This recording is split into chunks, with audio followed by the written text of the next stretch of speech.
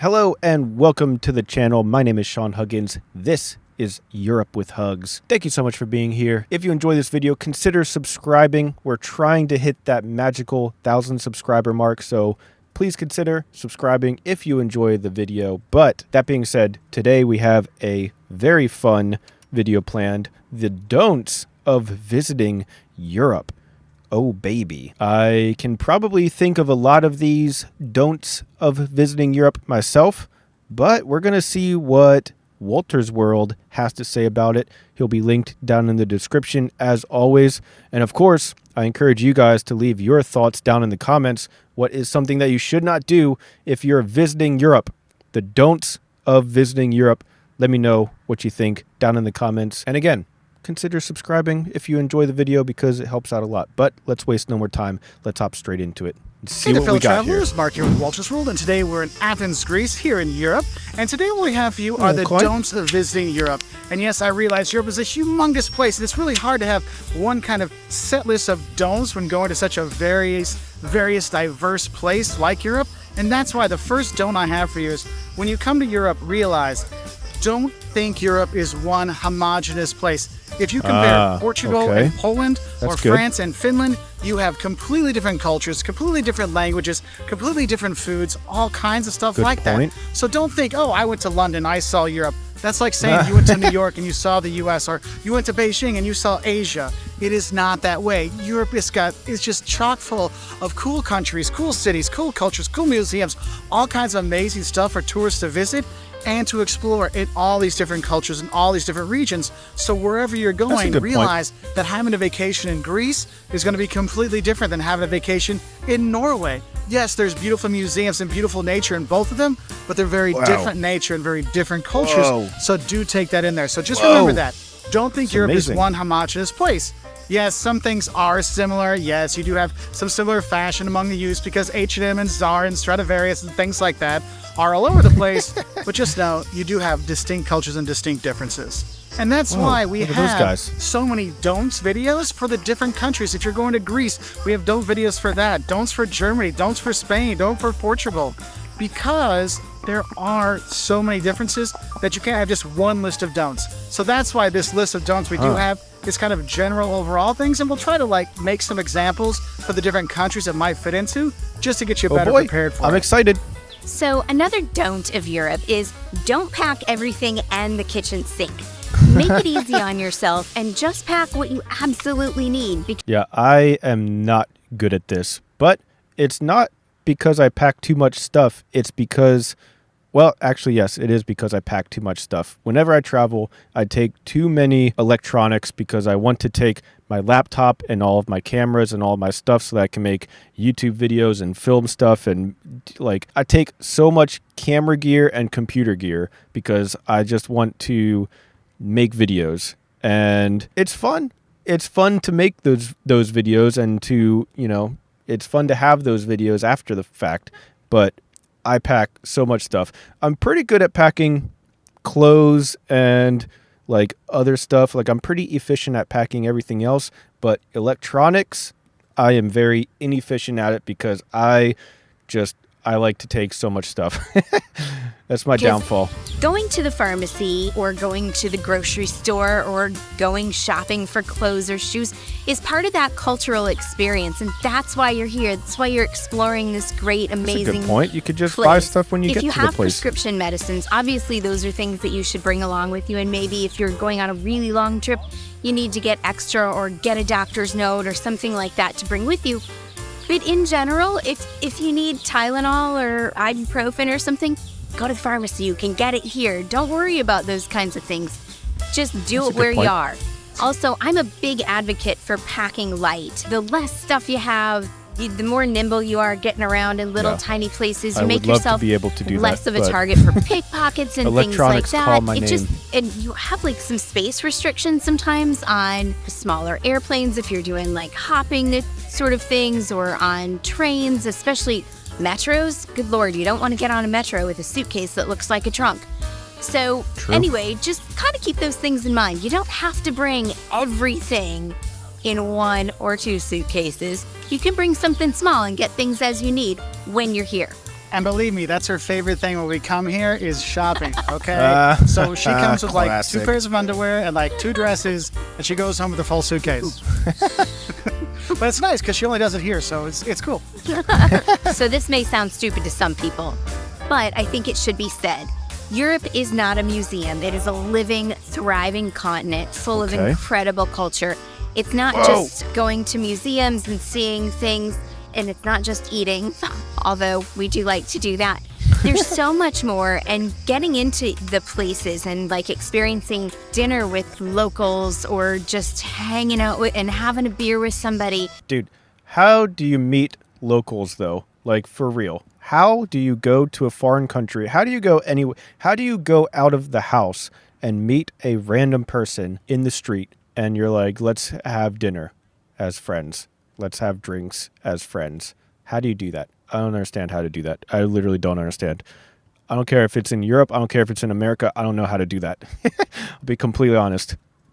There's so much more to these cultures than what's on the surface. You know, those tourist spots standing in front of the Eiffel Tower. How do you make friends? But meeting someone, bumping into someone somewhere, you know, in Montmartre and grabbing some bread and cheese and a bottle of wine. Sounds great. And sitting down together, that's why you do love this. To make friends, but how? To experience what life really is. It's not just about the museums and the art and those things, although I certainly love those.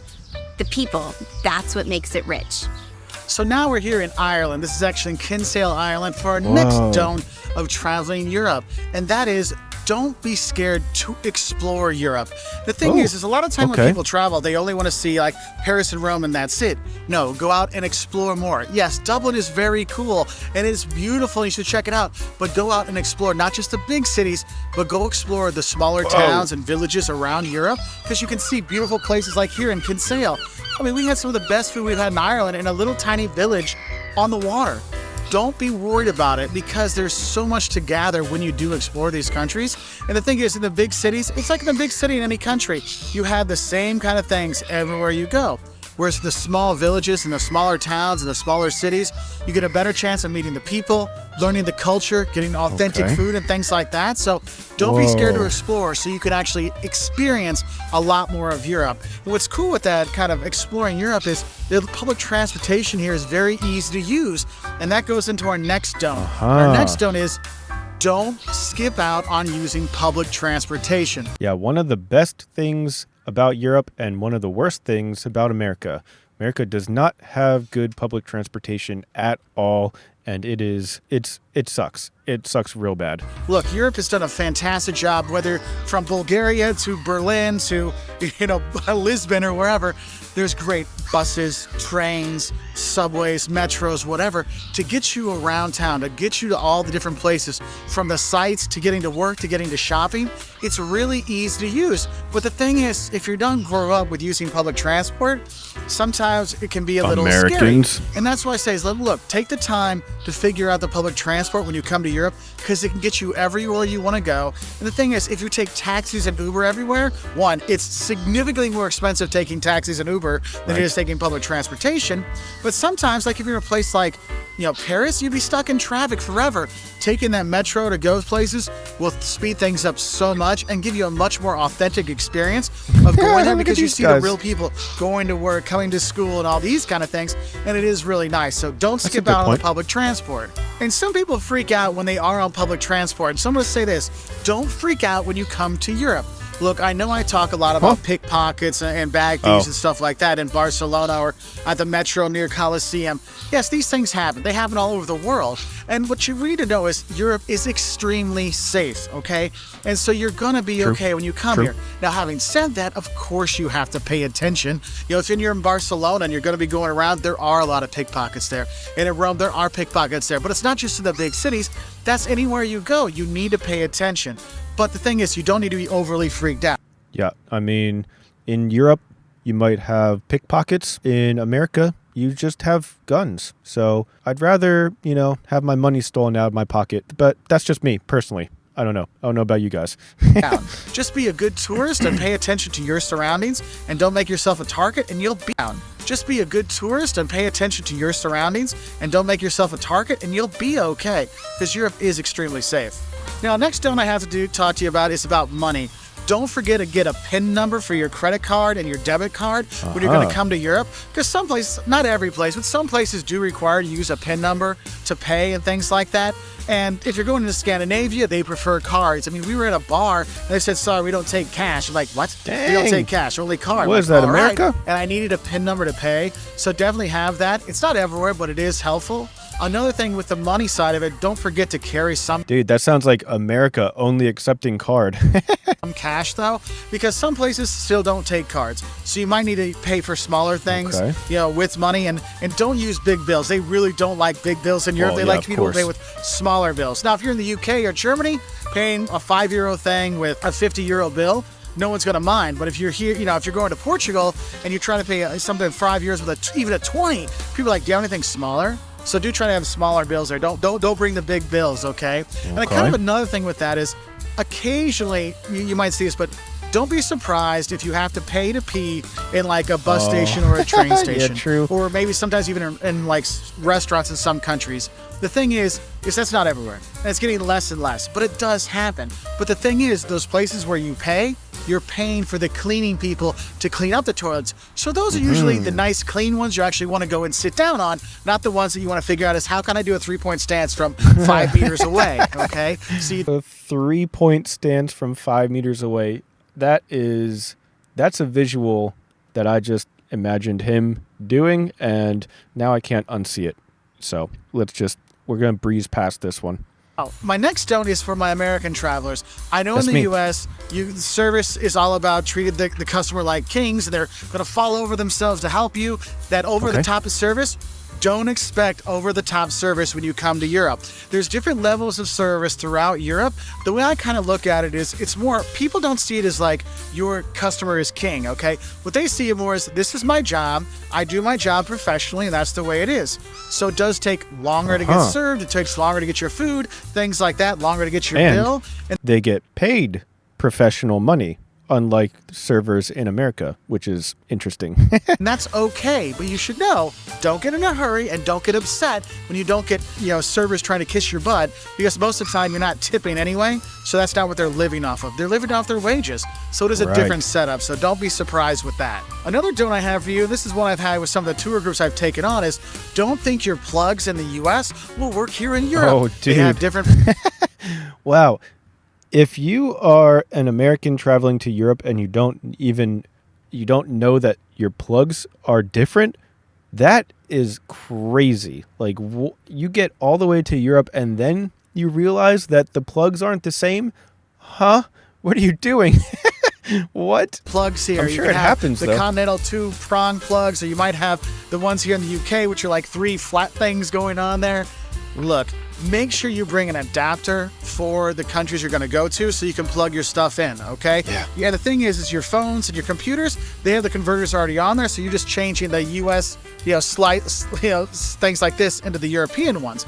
If you've got like a hair dryer or something like that, that's going to blow the fuse no matter what. Yeah. So make sure you're smart about those things, because having a good converter does make a difference, and you can charge multiple things. That's why when I come, I have actually a travel converter that has a plug and USB ports, so I can charge everything. And I only need one different thing to change the US version to the European one to plug it in the wall. So that's something to think about. So now we're here in Barcelona, and I think it's important to kind of add on from that is also realize that don't think you can always pay with cash.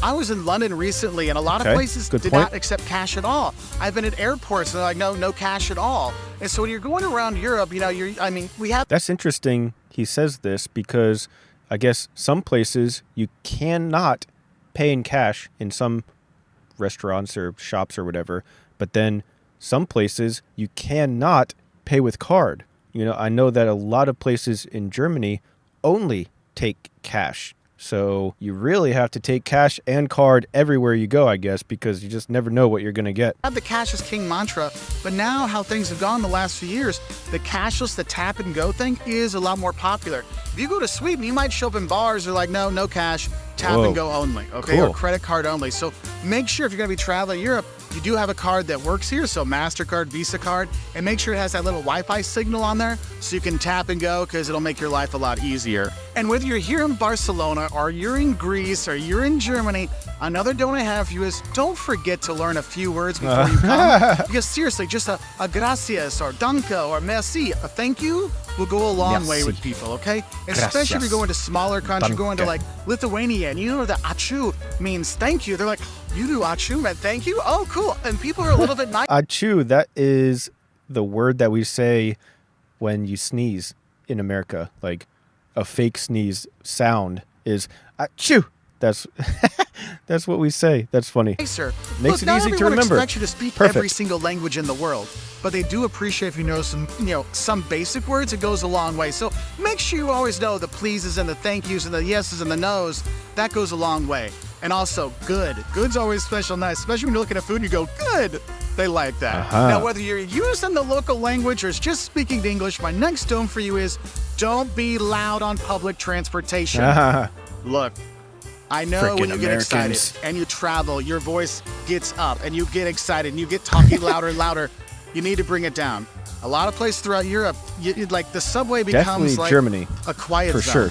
Public transportation on the train becomes a quiet zone, okay? But also definitely not everywhere, because I took some public transportation in Europe in some places, and it was like...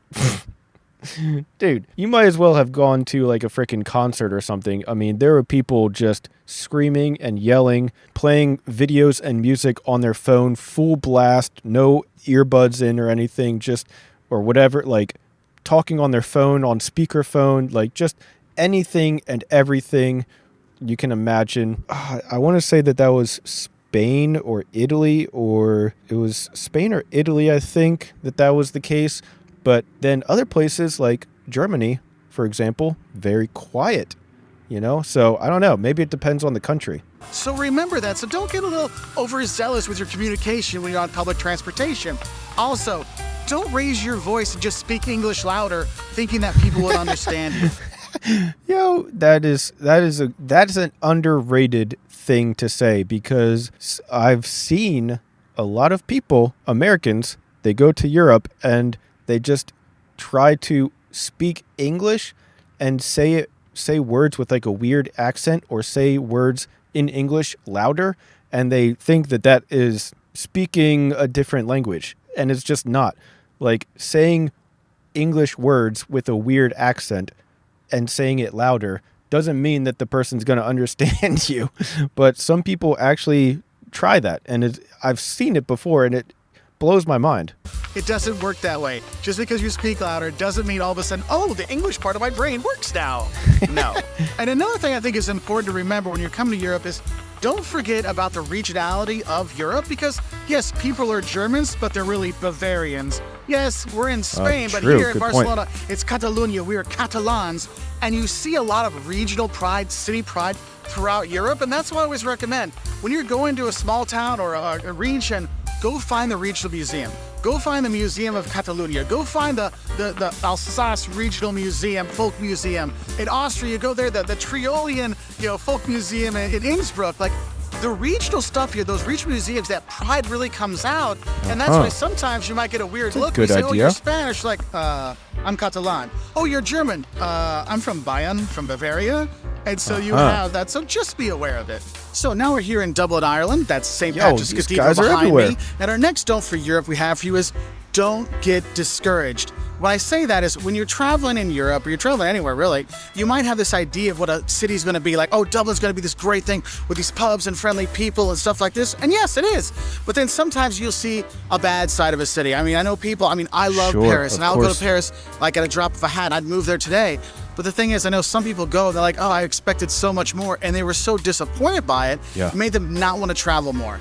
Don't get that way. Just because the city you were dreaming about doesn't live up to your dreams, doesn't mean you're not going to find a place that goes beyond your expectations. So maybe Dublin is a disappointment. I mean, every city has great areas, but also probably not so great areas, and you just have to know where to go and when to go, and you have to have realistic expectations. So this is a good one. I like this one. Appointment, but then you go to someplace like Kilkenny or Waterford or Kinsale, and you're like, wow, these beautiful small Irish towns are so gorgeous and such friendly people and great food and all these things that it's such a great surprise. Oh, that looks so good. So don't get discouraged if some town you go to doesn't live up to those expectations. And that's why I always say is do a lot of research before you travel, because a lot of the guidebooks only tell you the good stuff. They don't tell you the bad stuff or the things you should be prepared for when you go. And that's what we try to do in our videos, all right? Yeah. So here we are in London for a little more of our don'ts on Europe. Now, when you are traveling around trying to visit as much of Europe as you can, you're going to find a lot of cheap airlines. You know, the Ryanairs and EasyJets and Vuelings, they're awesome. They're super helpful to get you where you want to go. But my don't for that is don't think that the cheap airlines are always your best bet to travel. I'm saying this because, yes, you can get a really cheap flight, but then you got to pay for your luggage, and then you got to fight to get a seat, and then sometimes the airports they fly into aren't the main airports, so then you got to take a longer bus ride in, or if you're getting like, you have to fly out on a Sunday here in London, for example, and you're using a Ryanair or an EasyJet, it's going to be really expensive for you to get out to those airports at those wee early hours or wee late hours. So don't think that the cheap airlines are going to be the cheapest overall price. Make sure you are checking the options. I know for me, when I used to live in Lithuania, I would check Ryanair, and then I look at British Airways. Because in British Airways, it was more expensive, but I would get in at 10 o'clock in the morning versus 2 o'clock in the morning. So it was like, wait, I don't have to pay for a taxi. I could get in a normal hour. It did make it a lot safer and a lot cheaper, like overall for pricing. So just check that out. Sometimes the EasyJets are great and it's perfectly fine, but do leave your options open when you're looking for those. Another don't I have for you when you're coming here to Europe is don't think that all your stereotypes and all the food stereotypes and people stereotypes, all the things you've learned throughout your life, you've seen in the movies and stuff like that, don't think they're all going to come true. I know a lot of people think, I'm going to go to Italy and meet the most romantic man ever, and he's going to feed me spaghetti and meatballs and stuff like that. Well, first off, he might feed you spaghetti, and he might feed you meatballs, but not together, okay? And you'd be like, oh, my dream, my dream of Paris was shattered because it wasn't as romantic as I thought it would be, and Italy wasn't as crazy as I thought it would be, and England wasn't as British, and I see a lot of people get kind of disappointed by that. Okay. Don't let that disappoint you. Realize Europe is all these cultures, all these people. It's a really great place to be. And don't let kind of your preconceptions ruin your experience when you're here. Go and enjoy. Enjoy the culture. Learn more about it, because you might find out that, you know what my stereotype thought before I came here is totally different from what I had, and I love this version of Europe so much better. So I hope that helps you know a bit more of what you don't do when you come here to Europe. All right, the don'ts of visiting Europe. That was a good one. I like that one a lot. My favorite one was definitely speaking louder English doesn't mean that people are going to understand you. Because, like I said, I have seen that before, and it just embarrasses me and it blows my mind every time that I see it. But it does happen, and I don't understand it, but it happens. I'm curious, though, if you guys can come up with any other ideas. If an American or if somebody is traveling to Europe, what are some of the don'ts of going to Europe? Let me know your thoughts. I'm curious what you guys have to say about it, so leave a comment down in the comment section below. And again, if you haven't subscribed already, consider subscribing. It helps grow the channel. We're trying to get to that magical 1,000 subscriber mark. It helps boost the algorithm and all that good stuff, and it's greatly appreciated. But that's all the time that I have for today, so thank you guys so much for being here, and I'll see you guys next time. Peace.